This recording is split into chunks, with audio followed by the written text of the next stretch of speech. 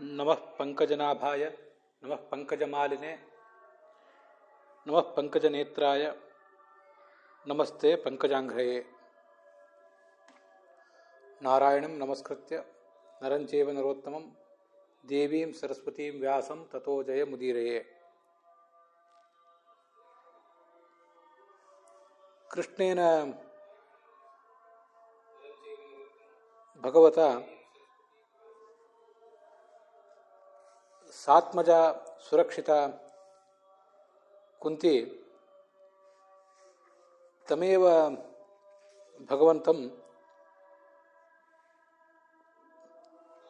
नानाविधैः पदगर्भितैः श्लोकैः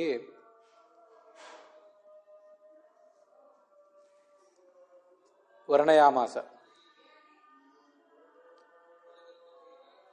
तत्र कृष्णाय वासुदेवाय देवकीनंदनाय च नंदगोपकुमाराय गोविंदाय नमो नमः इति श्लोकः गते दिवसे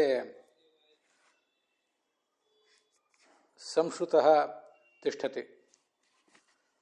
ततोऽयं वर्तमानः नमः पंकजनाभाय नमस्ते पंकजांघ्रये नमः पंकजमालिने नमः पंकजनेत्राय नमः पंकज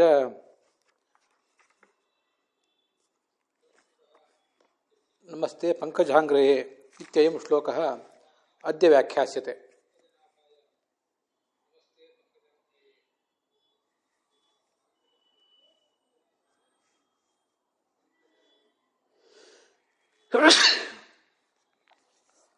अयं भगवान् पद्मनाभः पद्ममालालंकृतः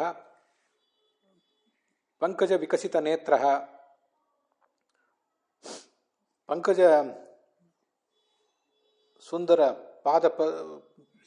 पादयुग्मश्च इति सर्वैरपि शास्त्रेषु श्रूयते। ಭಗವಂತನನ್ನ ಕುಂತಿ ನಾನಾ ರೀತಿಯಿಂದ ಸ್ತುತಿಸಿದ್ದನ್ನು ನಾವೀಗ ನೋಡ್ತಾ ಇದ್ದೇವೆ. ಅದರಲ್ಲಿ ನಮಃ ಪಂಕಜನಾಭಾಯ, ಪದ್ಮನಾಭ ನೀನು, ಪದ್ಮದ ಮಾಲೆಯನ್ನು ಧರಿಸಿದಂಥವನು. ನಮಃ ಪಂಕಜ ನೇತ್ರಾಯ, ನಿನ್ನ ಕಣ್ಗಳು ಕೂಡ ಕಮಲದಂತಿವೆ. ನಮಸ್ತೆ ಪಂಕಜಾಂಗ್ರಯೇ, ನಿನ್ನ ಪಾದಗಳು ಕೂಡ ಕಮಲದಂತಿವೆ. ಹೀಗೆ ಕಮಲದಂತೆ ಅತ್ಯಂತ ರಮಣೀಯವಾದ ಸುಂದರವಾದಂತಹ ಹಾಗೆ ಕೋಮಲವಾದಂತಹ ಅಂಗಾಂಗಗಳುಳ್ಳವನು ನೀನು ಅಂತ ಅವನನ್ನು ಆಕೆ ಸ್ತುತಿಸ್ತಾ ಇದ್ದಾಳೆ. ನಮಃ ಪಂಕಜ ನಾಭಾಯ ಇತ್ಯಾದಿ ಮಾತುಗಳು ಬಂದಾಗ ನಾವು ಶಾಸ್ತ್ರದಲ್ಲಿ ಬಂದಿರುವಂತಹ ಒಂದಿಷ್ಟು ವಿಷಯಗಳನ್ನು ಕೂಡ ಗಮನಿಸಬೇಕು. ಅದರ ಅರ್ಥ ಏನು, ಹೇಗೆ ಅಂತ.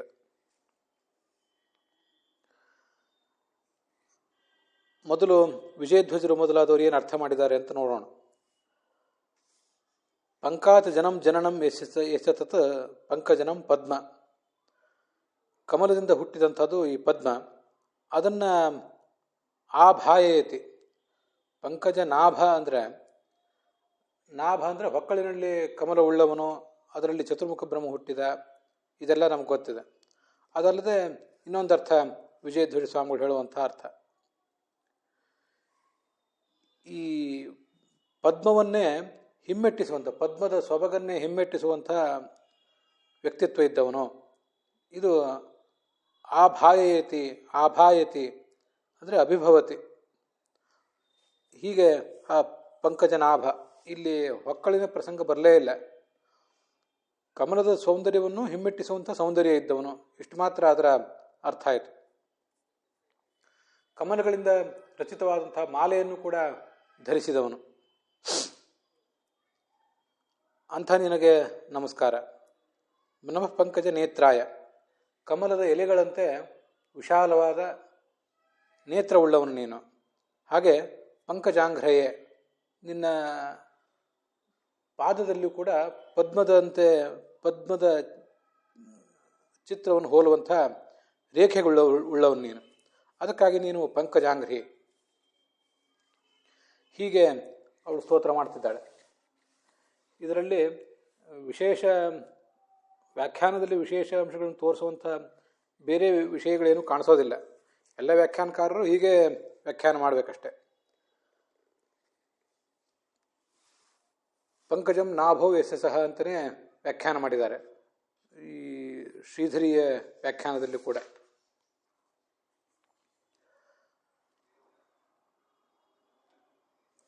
ಮತ್ತು ರಾಧಾಕೃಷ್ಣರ ವ್ಯಾಖ್ಯಾನ ಇತ್ಯಾದಿಗಳಲ್ಲೇನೂ ಕೂಡ ವಿಶೇಷ ಕಾಣಿಸೋದಿಲ್ಲ.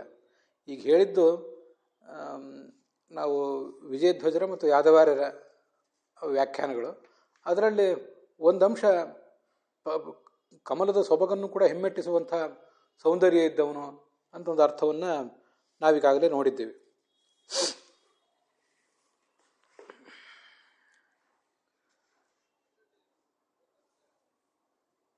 ಈ ಪಂಕಜ ನಾಭ ಅಂತಿದೆಯಲ್ಲ, ಪದ್ಮನಾಭ ಅಂತ, ಪದ್ಮವನ್ನು ತನ್ನ ಹೊಕ್ಕಳಿನಲ್ಲಿ ಇಟ್ಕೊಂಡಿರ್ತಾನೆ ಅಂತ ಬಂದಾಗ ಇಲ್ಲಿ ವೇದದ ಒಂದು ಹಿನ್ನೆಲೆ ಇದೆ, ವೈದಿಕ ಹಿನ್ನೆಲೆ ಇದೆ ಇದಕ್ಕೆ. ಅಜಸ್ಯನಾಭಾವಧ್ಯೇಕಮರ್ಪಿತಂ ಯಸ್ಮಿನ್ ಭುಷ್ವಾನಿ ಭುವನಾನಿ ತಸ್ಥು ಅಂತ ಒಂದು ಋಗ್ವೇದದಲ್ಲಿ ಬರುವಂಥ ಮಾತು. ಅಜಸ್ಯನಾಭವ್, ಹುಟ್ಟಿಲ್ಲದ ಈ ಭಗವಂತನ ಹೊಕ್ಕಳಿನಲ್ಲಿ ಒಂದೇನೋ ಹುಟ್ಟಿತು. ಅಧಿ ಏಕಮರ್ಪಿತಂ ಯಸ್ಮಿನ್ ವಿಶ್ವಾನಿ ಭುವನಾನಿ ತಸ್ಥು, ಆ ಒಂದೇನೋ ಹುಟ್ಟಿತಲ್ಲ, ಅದನ್ನು ಆಧರಿಸಿ ಎಲ್ಲ ಲೋಕಗಳು ಕೂಡ ಇವೆ ಅಂತ ಅಲ್ಲಿ ವರ್ಣಿತ ಆಗಿದೆ.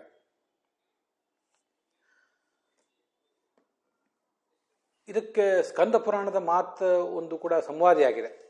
ಆಚಾರ್ಯರು ಬ್ರಹ್ಮಸೂತ್ರ ಭಾಷ್ಯದಲ್ಲಿ ಅದನ್ನು ಉದ್ಧರಿಸ್ತಾರೆ. ಅಜಸ್ಯ ನಾಭಾವಿತಿ ಯಸ್ಯ ನಾಭೇಹೇ ಅಭೂಕ್ಷುತೇಹೇ ಪುಷ್ಕರಂ ಲೋಕಸಾರಂ ತಸ್ಮೈ ನಮೋ ವ್ಯಸ್ತ ಸಮಸ್ತ ವಿಶ್ವ ವಿಭೂತವೇ ವಿಷ್ಣವೇ ಲೋಕಕರ್ತರೆ ಅಂತ ಆ ಸ್ಕಂದ ಪುರಾಣದ ಮಾತು. ಅಜಸ್ಯ ನಾಭವು ಅಂತ ಹೀಗೆ ಶ್ರುತಿ ಇದೆ. ಆ ಶ್ರುತಿಗೆ ಅನುಸಾರವಾಗಿ ಪುರಾಣವು ಕೂಡ ಅದನ್ನು ವ್ಯಾಖ್ಯಾನ ಮಾಡಿದೆ. ಯಸ್ಯ ನಾಭೇಹೇ ಅಭೂತ್ ಶ್ರುತೇಹೇ ಪುಷ್ಕರಂ ಲೋಕಸಾರಂ, ಒಂದು ಕಮಲ ಅಲ್ಲಿ ಹುಟ್ಟಿತು. ಆ ಕಮಲದಲ್ಲಿ ಎಲ್ಲ ಲೋಕಗಳು ಕೂಡ ಅಡಗಿವೆ. ಆ ಕಮಲ ಅಂದರೆ ಬೇರೆ ಏನಲ್ಲ, ಅದು ಬ್ರಹ್ಮಾಂಡವೇ. ಹೀಗೆ ವಿಷ್ಣುವೇ ಲೋಕಕರ್ತ್ರೆ, ಈ ಜಗತ್ತೆಲ್ಲವನ್ನು ಸೃಷ್ಟಿಸಿದಂಥ ಆ ಭಗವಂತನಿಗೆ ನಮಸ್ಕಾರ ಅಂತ ಅಲ್ಲಿ ನಾವು ಕಾಣಿಸುವಂಥ ಒಂದು ವರ್ಣನ. ತಸ್ಮೈ ನಮೋ ವ್ಯಸ್ತ ಸಮಸ್ತ ವಿಶ್ವ ವಿಭೂತವೇ ವಿಷ್ಣುವೇ ಲೋಕಕರ್ತ್ರೆ ಅಂತ.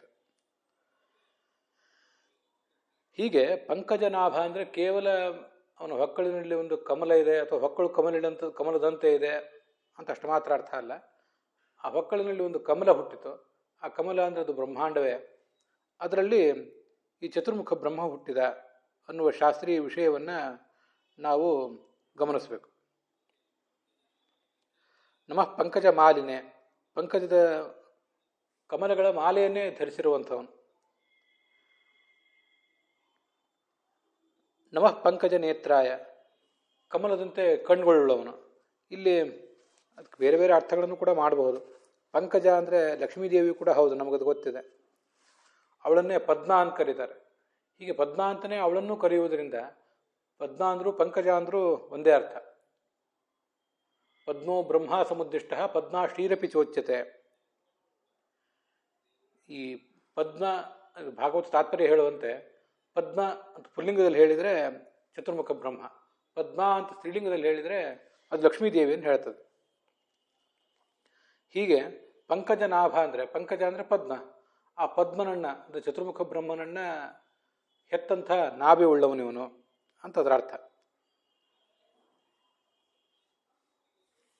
ಮತ್ತು ಇನ್ನೊಂದರ್ಥ ಪಂಕಜನಾಭ ಅಂತ ಅನ್ನೋದಕ್ಕೆ ಇವು ಕೆಲವು ನಾನು ಮಾಡಿರೋ ಅರ್ಥಗಳು. ಭಾಗವತ ತಾತ್ಪರ್ಯದಲ್ಲಿ ಪದ್ಮ ಅಂದರೆ ಲಕ್ಷ್ಮೀ ಚತುರ್ಮುಖ ಬ್ರಹ್ಮ ಮತ್ತು ಲಕ್ಷ್ಮೀದೇವಿ ಅಂತ ಅರ್ಥ ಇರೋದರಿಂದ ಪಂಕಜ ಅಂದರೆ ಪದ್ಮ, ಅವನನ್ನು ಹೆತ್ತಂಥ ಅವನನ್ನು ಹುಟ್ಟಿಸಿದಂಥ ನಾಭಿ ಉಳ್ಳವನಿಗೆ ಭಗವಂತ ಅಂತ ಅದರ ಅರ್ಥ. ಮತ್ತು ಪದ್ಮ ಶ್ರೀರಪಿ ಚೋಚ್ಯತೆ, ಪದ್ಮ ಅಂದರೆ ಲಕ್ಷ್ಮೀದೇವಿ ಅಂತ ಅರ್ಥ ಇರೋದರಿಂದ ಪಂಕಜ ನೇತ್ರ, ಆ ಲಕ್ಷ್ಮೀದೇವಿಯ ಕಡೆಗೆ ನೇತ್ರ ಉಳ್ಳವನು. ಕಾಂತಾ ಕುಚಾಂಬುರುಹ ಕುಡ್ಮಲ ಲೋಲ ದೃಷ್ಟೇ ಅಂತ ಒಂದು ಸ್ತೋತ್ರ ಈ ವೆಂಕಟೇಶನ ಸುಪ್ರಭಾತದ ಒಂದು ತುಣುಕು ನಮಗೆ ಕೇಳಿ ಬರ್ತದೆ. ಪಕ್ಕದಲ್ಲಿ ಕುಳಿತಂಥ ಲಕ್ಷ್ಮೀದೇವಿಯ ಸೌಂದರ್ಯವನ್ನು ಆತ ತನ್ನ ಕಣ್ಣುಗಳಿಂದ ಆಸ್ವಾದಿಸ್ತಾ ಇದ್ದಾನೆ ಅಂತ ಅದರ ತಾತ್ಪರ್ಯ.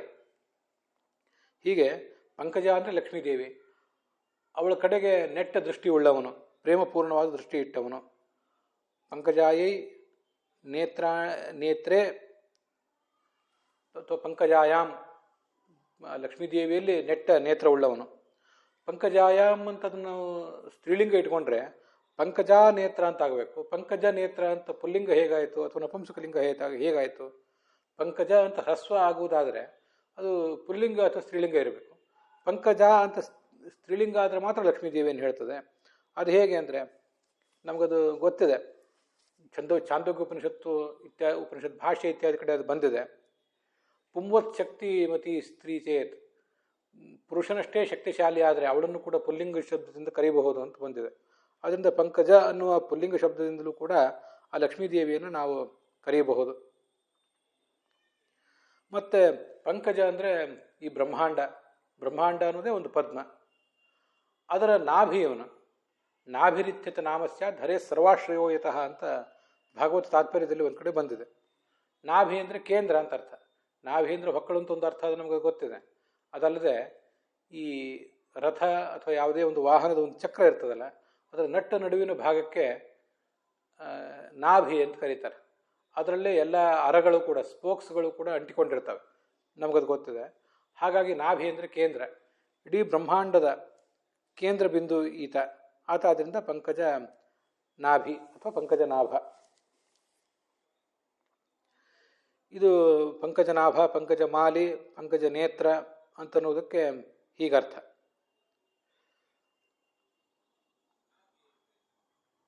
ಇನ್ನು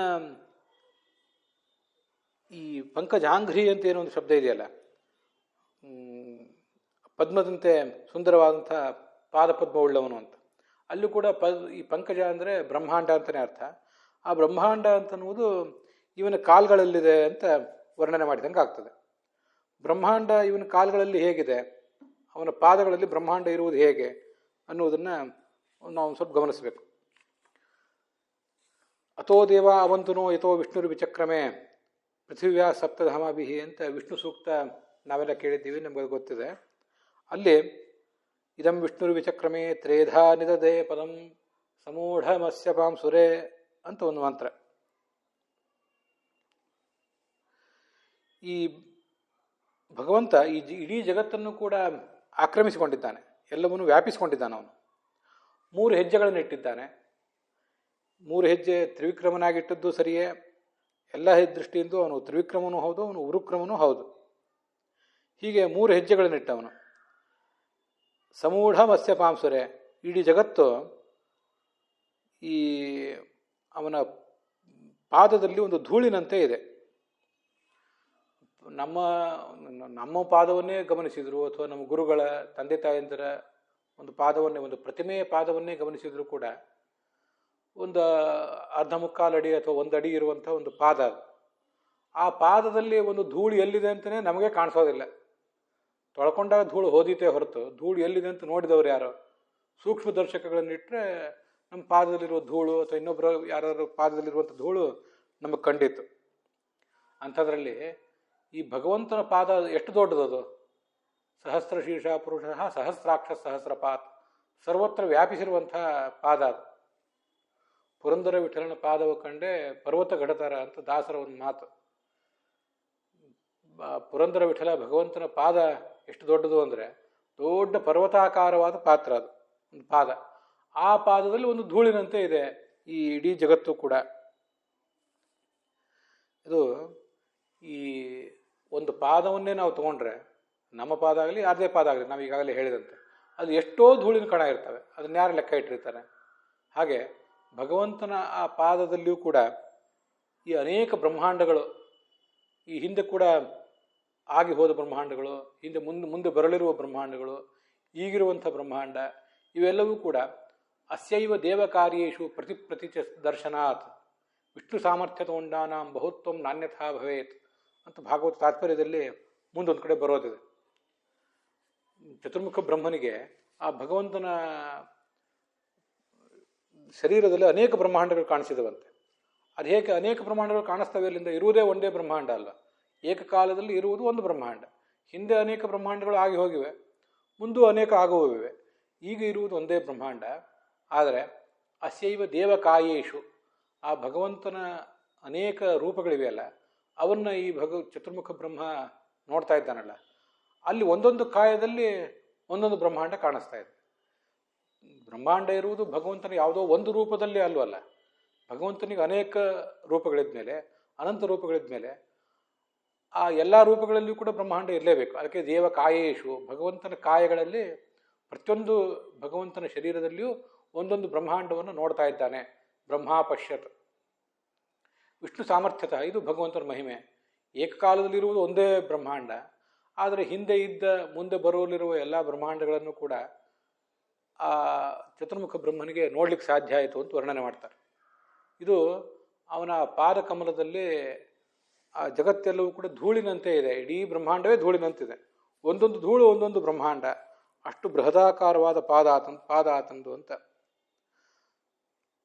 ರಮಂತಿ ಪಾಂಸವೋ ಯತ್ರ ಪಾಂಸುರಂ ಪದಮೀರಿತಂ ಸಮೂಢಮತ್ರ ವಿಶ್ವಂ ಹಿ ಪಾಂಸುವತ್ ಜಗತಃಪತೇ ಅಂತ ಋಗ್ಭಾಷ್ಯದಲ್ಲಿ ಆಚಾರ್ಯ ಅದನ್ನು ವ್ಯಾಖ್ಯಾನ ಮಾಡಿದ್ದಾರೆ. ಪಾಂಸುರೆ ಅಂತಿದ್ದೀರ. ಪಾಂಸುರ ಅಂದರೆ ಆ ಪಾದಕಮಲ. ಆ ಪಾದಕಮಲಕ್ಕೆ ಪಾಂಸುರ ಅಂತ ಹೇಳಿರೋದು. ರಮಂತಿ ಪಾಂಸವೋ ಯತ್ರ, ಯಾವ ಭಗವಂತನ ಪಾದಕಮಲವನ್ನು ಆಶ್ರಯಿಸಿ ಈ ಎಲ್ಲ ಧೂಳುಗಳು ಕೂಡ, ಪಾಂಸವಹ ಅಂದರೆ ಧೂಳುಗಳು, ಆ ಧೂಳುಗಳೆಲ್ಲವೂ ಕೂಡ ಶೋಭಿಸ್ತಾ ಇವೆ.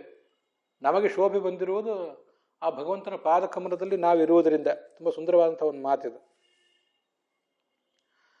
ಈ ರಮಂತೆ ಯೋಗಿನಃ ಯಸ್ಮಿನ್ನಿತಿ ರಾಮಃ, ರಾಮನ ರಾಮ ಶಬ್ದದ ನಿರ್ವಚನ ಮಾಡ್ತೀವಲ್ಲ ನಾವು. ಭಗವಂತನನ್ನು ಯಾಕೆ ರಾಮ ಅಂತಾರೆ ಅಂದರೆ, ಯಾವ ಭಗವಂತನನ್ನು ಆಶ್ರಯಿಸಿದರೆ ಯೋಗಿಗಳು ಅಥವಾ ನಮ್ಮಂಥವರು ಅಯೋಗಿಗಳು, ಕುಯೋಗಿಗಳು, ದುರ್ಯೋಗಿಗಳು ಎಲ್ಲರೂ ಕೂಡ ಸಂತೋಷ ಪಡ್ತೇವೆ ನಾವು. ಒಂದಿಷ್ಟಾದರೂ ಸಂತೋಷ ಆ ಭಗವಂತನ ಪಾದಕಮಲವನ್ನು ಆಶ್ರಯಿಸಿದರೆ ಅಲ್ಲಿ ಸಿಕ್ಕೀತು, ಅಲ್ಲಿ ನೆಮ್ಮದಿ ಸಿಕ್ಕೀತು. ಆದ್ದರಿಂದ ನಾವೆಲ್ಲ ಆ ಭಗವಂತನನ್ನು ರಾಮ ಅಂತ ಹೇಳ್ತಾರೆ. ಹೀಗೆ ಇಡೀ ಬ್ರಹ್ಮಾಂಡವೇ, ಬ್ರಹ್ಮಾಂಡದಲ್ಲಿರುವಂಥ ಎಲ್ಲ ಜೀವರು ಕೂಡ, ಎಲ್ಲ ಭಗವಂತನ ಭಕ್ತರು ಕೂಡ ಯತ್ರ, ಪಾಂಸುಗಳು ಅಂದರೆ ಬ್ರಹ್ಮಾಂಡಗಳು, ಬ್ರಹ್ಮಾಂಡ ಅಂದರೆ ಬ್ರಹ್ಮಾಂಡದಲ್ಲಿರುವಂಥ ಜೀವರು. ಬ್ರಹ್ಮಾಂಡನೂ ಜಡ, ಅದಕ್ಕೇನು ಸಂತೋಷ ಇಲ್ವಲ್ಲ. ಸಂತೋಷ ಅಂತನ್ನುವುದೇನಾದರೂ ಇದ್ದರೆ ಆ ಬ್ರಹ್ಮಾಂಡದೊಳಗೆ ಆಶ್ರಿತರಾಗಿರುವಂಥ ಚತುರ್ಮುಖ ಬ್ರಹ್ಮನಿಂದ ಆರಂಭಿಸಿ ನಮ್ಮವರೆಗೆ ಪ್ರತಿಯೊಂದು ಜೀವನಿಗೆ ಅವರು ಆ ಪಾದಕಮಲವನ್ನು ಆಶ್ರಯಿಸಿ ಸುಖ ಪಡ್ತಾರೆ. ಮತ್ತು ಜಡವಾದ ಬ್ರಹ್ಮಾಂಡವೂ ಕೂಡ ಆ ಪಾದಕಮಲದಲ್ಲಿ ಇದ್ದರೆ ಅದಕ್ಕೆ ಶೋಭೆ. ಇದು ತುಂಬ ಸುಂದರವಾದದ್ದು. ಭಗವಂತನನ್ನು ಆಶ್ರಯಿಸದೆ ಹೋದರೆ ನಮಗೆ ಸುಖ ಇಲ್ಲ, ಚೇತನರಾದ ನಮಗೆ ಸುಖ ಇಲ್ಲ, ಜಡವಾದಂಥ ಬ್ರಹ್ಮಾಂಡಕ್ಕೆ ಶೋಭೆ ಇಲ್ಲ. ಅದೆಲ್ಲೋ ಬೇರೆ ಕಡೆ ಬಿದ್ದು ಹೋದರೆ ಅದಕ್ಕೇನು ಶೋಭೆಯೂ ಕೂಡ ಬರೋದಿಲ್ಲ. ಹೀಗೆ ಪಾಂಸು ಅಂದರೆ ಧೂಳಿನ ಕಣ ಅಂದರೆ ಬ್ರಹ್ಮಾಂಡ. ಯಾವ ಪಾದದಲ್ಲಿ, ಯಾವ ಭಗವಂತನ ಪಾದದಲ್ಲಿದ್ದರೆ ಆ ಪಾಂಸುವಿಗೊಂದು ಶೋಭೆ ಬರ್ತದೋ ಆ ಭಗವಂತನ ಪಾದವನ್ನು ಪಾಂಸುರ ಅಂತಾರೆ. ಅದರಲ್ಲಿ ಇಡೀ ಜಗತ್ತು ಕೂಡ ಕಾಣಿಸ್ತಾ ಇದೆ. ಸಮೂಢಂ ತತ್ರ ವಿಶ್ವಂ ಹಿ, ಒಂದು ಸಣ್ಣ ಧೂಳಿನ ಕಣದಂತೆ ಇಡೀ ಸಮಸ್ತ ಪ್ರಪಂಚವೂ ಕೂಡ ಕಾಣಿಸ್ತಾ ಇದೆ. ಅನೇಕ ಧೂಳುಗಳು ಅಂತ ನಾನು ಹೇಳಿದ್ದು ಆ ಭಾಗವತ ತಾತ್ಪರ್ಯದಲ್ಲಿ ಮುಂದೆ ಬರುವ ಅನೇಕ ಬ್ರಹ್ಮಾಂಡಗಳು ಏಕಕಾಲದಲ್ಲಿ ಕಾಣಿಸ್ತವೆ ಅಂತ ಅನ್ನೋದನ್ನು ನೆನಪಿಟ್ಕೊಂಡು ಹೇಳಿದೆ ಅಷ್ಟೆ. ಇಲ್ಲೆಲ್ಲ ಬಂದಿರುವುದು ಸಮೂಢಂ ಯತ್ರ ವಿಶ್ವಂ ಹಿ, ಸಮಸ್ತ ಪ್ರಪಂಚವೂ ಕೂಡ ಆತನ ಪಾದ ಕಮಲದಲ್ಲಿ ಆಶ್ರಿತವಾಗಿದೆ ಅಂತ ಒಂದೇ ಬ್ರಹ್ಮಾಂಡದ ಬಗ್ಗೆ ಬಂದಿದೆ. ಅನೇಕ ಧೂಳುಗಳು ಅಲ್ಲಿರೋದರಿಂದ ಆ ಅನೇಕ ಧೂಳುಗಳನ್ನು ಲೆಕ್ಕ ನಾವು ತೆಗೆದುಕೊಂಡ್ರೆ ಅನೇಕ ಬ್ರಹ್ಮಾಂಡಗಳನ್ನು ತೆಗೆದುಕೊಂಡಂತಾಯಿತು. ಅದಕ್ಕಾಗಿ ಮುಂದಿರು ಬರುವಂಥದ್ದನ್ನು ನಾನು ಹೇಳಿದೆ ಅಷ್ಟೆ.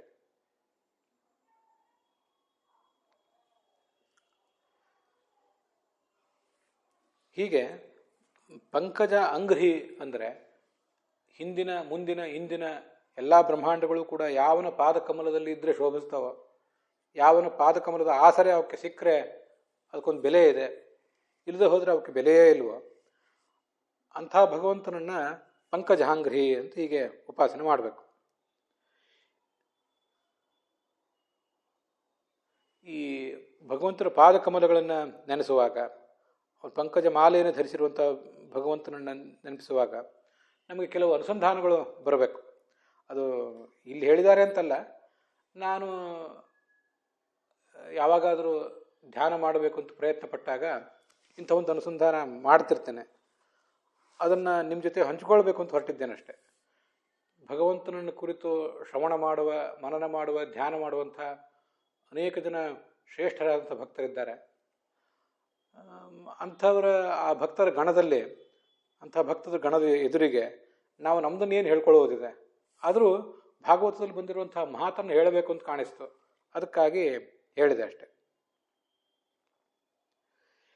ಈ ಸ್ಯಾನ್ನಸ್ತವಾಂಘ್ರಿರಶುಭಾಷಯ ಧೂಮಕೇತು ಕ್ಷೇಮಾಯನೋ ಹೃದಯ ಮುನಿಭಿರಾರ್ಧ ಹೃದ ಊಹ್ಯಮಾನ ಚಾನ್ನಸ್ತವಾಂಗ್ರಿ ಅಶುಭಾಷಯ ಧೂಮಕೇತು. ನಿನ್ನ ಅಂಗ್ರಿ ಅಂತ ಬಂದಿದೆ ಅಲ್ಲಿ ಭಾಗವತದಲ್ಲಿ. ನಿನ್ನ ಪಾದಕಮಲ ಅಂತ ನಾವು ಇಟ್ಕೊಳ್ಳೋಣ. ನಿನ್ನ ಪಾದಕಮಲ ನಮಗದು ಅಶುಭಾಷಯ ಧೂಮಕೇತು. ನಮ್ಮ ಹೃದಯದಲ್ಲಿ ಬರುವಂಥ ಕೆಟ್ಟ ಕಾಮನೆಗಳು, ಸಾಂಸಾರಿಕ ವಿಷಯಗಳ ಕುರಿತಾಗಿ ಕೆಟ್ಟ ಕಾಮನೆಗಳು, ಹಾಗೆ ಈ ಶಾಸ್ತ್ರವನ್ನು ಓದುವಾಗ ಮೊದಲು ನಮ್ಮ ಮನಸ್ಸಿನಲ್ಲಿ ಹುಟ್ಟುವಂಥ ಸಂಶಯಗಳು, ಗೊಂದಲಗಳು, ಇವೆಲ್ಲ ಅಶುಭಾಷಯಗಳು. ಮತ್ತು ಈ ಜಗತ್ತಿನಲ್ಲಿ ಮತ್ತಾರೋ ನಮಗೆ ಆಗದೇ ಇದ್ದವರ ಪೈಕಿ ಅವರ ಬಗ್ಗೆ ನಾವು ಅನೇಕ ಕೆಟ್ಟ ಆಲೋಚನೆಗಳನ್ನು ಮಾಡ್ತೇವೆ. ಅವೆಲ್ಲ ಅಶುಭಾಷಯಗಳು. ಕೆಲವು ಬಾರಿ ಅವರೇ ನಮ್ಮ ಬಗ್ಗೆ ಕೆಟ್ಟ ಆಲೋಚನೆಗಳನ್ನು ಮಾಡ್ತಾರೆ, ಕೆಲವು ಬಾರಿ ನಾವು ಅವ್ರ ಬಗ್ಗೆ ಕೆಟ್ಟ ಆಲೋಚನೆಗಳನ್ನು ಮಾಡ್ತೀವಿ. ಅಂತೂ ಇವೆಲ್ಲವೂ ಕೂಡ ಅಶುಭಾಷಯಗಳೇ. ಹೀಗೆ ಲೌಕಿಕದ ಜಗತ್ತಿನಲ್ಲಿ ನಾವು ಇನ್ನೊಬ್ಬರ ಬಗ್ಗೆ ಮಾಡುವುದು, ಇನ್ನೊಬ್ಬರು ನಮ್ಮ ಬಗ್ಗೆ ಮಾಡುವುದು, ಇವೆಲ್ಲ ಅಶುಭಾಷಯಗಳು.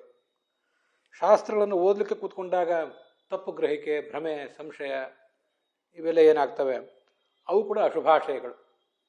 ಈ ಎಲ್ಲ ಅಶುಭಾಷಯಗಳಿಗೆ, ಸಲ್ಲದ ಆಲೋಚನೆಗಳಿಗೆ, ಸಲ್ಲದ ವಿಚಾರಗಳಿಗೆ ಭಗವಂತನ ಪಾದಕಮಲ ಅನ್ನುವುದೊಂದು ಧೂಮಕೇತು ಇದ್ದಂತೆ. ಧೂಮಕೇತು ಒಂದು ಎಲ್ಲಾದರೂ ಅಪ್ಪಳಿಸಿದರೆ ಆ ಅಪ್ಪಳಿಸಿದ ಜಾಗ ಎಲ್ಲ ನಿರ್ನಾಮ ಆಗಿ ಹೋಗ್ತದೆ. ಹಾಗೆ ನಮ್ಮ ವ್ಯಕ್ತಿತ್ವದ ಮೇಲೆ ಆ ಭಗವಂತನ ಪಾದಕಮಲವೆಂಬ ಧೂಮಕೇತುವಿನ ಒಂದು ಸಂಘರ್ಷ ಆಗಲಿ. ಆವಾಗ ನಮ್ಮ ಅಶುಭಾಶಯಗಳೆಲ್ಲ ಕಿತ್ಕೊಂಡು ಹೋಗ್ತವೆ ಅಂತ ಅದರ ತಾತ್ಪರ್ಯ. ಆ ಅಂಘ್ರಿಕಮಲವನ್ನು ನೆನೆಸುವಾಗಲೇ ಭಗವತ್ಪಾದ ನೌಕೇಯಂ ನಾಣ್ಯ ನೌಕೋಪಮಾ ಭವೇತ್. ಭಗವಂತನ ಪಾದಕಮಲ ಅಂತನ್ನೋದೊಂದು ದೊಡ್ಡ ನೌಕೆ ಇದ್ದಂತೆ. ಇದು ಸಾಮಾನ್ಯವಾಗಿ ನಾವು ಸಂಸಾರದಲ್ಲಿ ಸಮುದ್ರವನ್ನು, ನದಿಯನ್ನು, ತೊರೆಯನ್ನು ದಾಟಲಿಕ್ಕೆ ಉಪಯೋಗ ಮಾಡುವಂಥ ನೌಕೆಗಳಿವೆ ಅಲ್ಲ, ಆ ನೌಕೆ ಅಂತ ಅಲ್ಲ ಇದು, ಅದಕ್ಕಿಂತಲೂ ವಿಶಿಷ್ಟವಾದ ನೌಕೆ ಇದು ಅಂತ ಈಗ ಭಾಗವತ ತಾತ್ಪರ್ಯದಲ್ಲಿ 1-2-3 ಕಡೆ ವರ್ಣನೆ ಬಂದಿದೆ. ಯೋಗಿಗಳಾದವರು ತಮ್ಮ ಶಿಷ್ಯರನ್ನು ಆ ನೌಕೆಯಲ್ಲಿ ಕೂಡಿಸ್ತಾರೆ, ಮತ್ತು ತಾವು ಕೂಡ ಆ ನೌಕೆಯನ್ನೇ ಏರ್ತಾರೆ. ಮುಳುಗುವವನಿಗೆ ಹುಲ್ಲು ಕಡ್ಡಿಯೂ ಆಸರೆ ಅಂತ ಹೇಳ್ತಿರ್ತಾರೆ, ನಾವು ಅದೆಲ್ಲ ಕೇಳಿ ಗೊತ್ತಿದೆ. ಸಂಸಾರದಲ್ಲಿ ಮುಳುಗ್ತಾ ಇರುವವರಿಗೆ ನಮಗೆ ಹುಲ್ಲು ಕಡ್ಡಿ ಅಲ್ಲ, ಭಗವಂತನ ಪಾದಕಮಲವೇ ಆಸರೆಯಾಗಿ ಸಿಕ್ಕಿಬಿಟ್ಟಿದೆ. ಅದು ಏನು ಸಾಮಾನ್ಯ ಪಾದಕಮಲ ಅಲ್ಲ, ತಾನೇ ಯಾವುದೋ ಒಂದು ಸಣ್ಣ ಒಂದು ಹೂವೋ, ಸಣ್ಣ ಕಡ್ಡಿಯೋ, ಹೆಚ್ಚಿನ ನೆರೆ ನೀರು ಪ್ರವಾಹ ಬಂದರೆ ತಾನೇ ಮುಳುಗಿ ಹೋಗುವಂಥದ್ದಲ್ಲ. ಅದು ಪರ್ವತಾಕಾರವಾದ ಪರ್ವತ ಘಡತರ ಇರುವಂಥ ಪಾದಕಮಲ ಅದು ನಮಗೆ ಆಸರೆ ಸಿಕ್ಕಿದೆ. ಮುಳುಗುವವನಿಗೆ ಹುಲ್ಲು ಕಡ್ಡಿಯೇ ಸಿಕ್ಕಾಗಲೇ ಅಷ್ಟು ಸಂಭ್ರಮ ಆಗ್ತಿರುವಾಗ, ನಾನಿನ್ನು ಬದುಕಿದೆ, ನನ್ನ ಆಪತ್ತು ಪರಿಹಾರ ಆಯಿತು ಅಂತ ಅವನಿಗೆ ಅಂದ್ಕೊಳ್ಳಿಕ್ಕೆ ಸಾಧ್ಯ ಇರುವಾಗ, ಇಂಥ ಮಹಾಪಾದವೇ, ಪಾದಪದ್ಮವೇ ನಮಗೆ ಸಿಕ್ಕಿಬಿಟ್ರೆ ಇನ್ನು ಅದರಿಂದ ಎಷ್ಟು ಉಪಯೋಗ ಆಗಬಹುದು. ಹೀಗೆಲ್ಲ ಆ ಪಂಕಜಾಂಘ್ರಿ ಅಥವಾ ಪಾದಕಮಲ ಅಂತನ್ನುವಾಗ ನಾವು ಅದನ್ನೆಲ್ಲ ಆಲೋಚನೆ ಮಾಡಬೇಕು. ಹೀಗೆ ಇಂಥ ಪಾದಕಮಲವುಳ್ಳವನು ಆ ಭಗವಂತ